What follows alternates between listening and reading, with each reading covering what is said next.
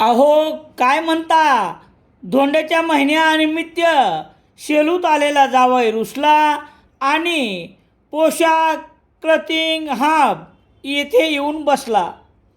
जावयाची देखील पहिली पसंत पोशाख क्लथिंग हब मोंढा सेलू. रामेश्वर गटकाळ यांची गटकाळ करिअर अकॅडमी स्पर्धा परीक्षा मार्गदर्शन केंद्र, सातोना रोड, सेलू. नवीन पोलीस भरती 18 मे 2026 पासून सुरू. सेलू तालुक्यातील माळसापूर येथील 35 वर्षीय तरुण शेतकरी आपल्या शेतातून लोखंडी औत घराकडे घेऊन येताना या आवताच्या दांडीचा स्पर्श रस्त्यात लोंबकळलेल्या विजेच्या जिवंत तारेला झाल्याने शॉट लागून निधन झाल्याची घटना शुक्रवार 5 जून रोजी दुपारी 1:30च्या सुमारास घडली. याबाबत पोलिसांनी दिलेली माहिती याप्रमाणे.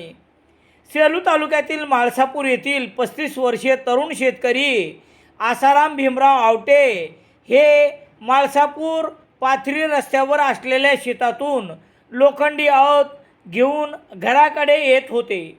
वाटेत त्यांच्या लोखंडी आवताची दांडी रस्त्यावर असलेल्या विजेच्या लोंबकळलेल्या जिवंत तारेला चिटकली आणि आसाराम आवटे यास जोराचा शॉट लागला. ही घटना शुक्रवार 5 जून रोजी दुपारी 1:30च्या सुमारास घडली. घटनेची माहिती घरच्यांना कळताच रोहित्रावरून वीज पुरवठा खंडित करून तात्काळ उपजिल्हा रुग्णालय सेलू येथे आणण्यात आले, परंतु डॉक्टरांनी तपासणी करून मृत घोषित केले. सायंकाळी 6 वाजता शवविच्छेदन केल्यानंतर प्रेत नातेवाईक यांच्या स्वाधीन करण्यात आले.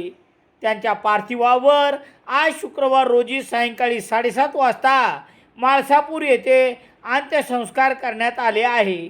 मैताचे भाऊ पांडुरंग भीमराव आवटे यांनी दिलेल्या खबरेवरून कलम 194 अन्वये आकस्मिक मृत्यूची नोंद घेण्यात आली आहे.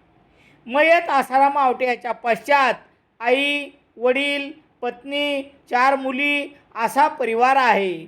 या दुर्दैवी घटनेमुळे माळसापूरसह परिसरात हळहळ व्यक्त करण्यात येत आहे.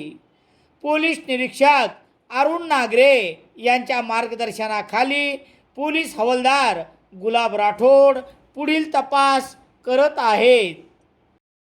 सेलू शहरात सर्व प्रकारचे दैनिके घरपोच मिळण्यासाठी संपर्क Balaji newspaper agency, bus stand, Selu.